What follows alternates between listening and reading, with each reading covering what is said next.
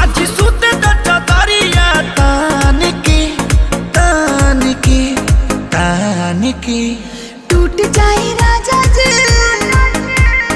टूट जाए राजा जी पलंग सागवान के, टूट जाए राजा जी पलंग सागवान के।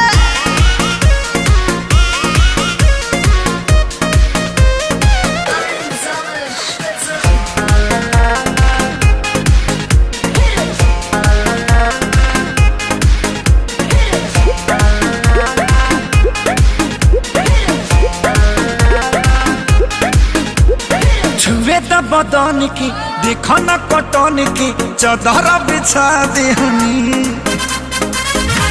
पलम जी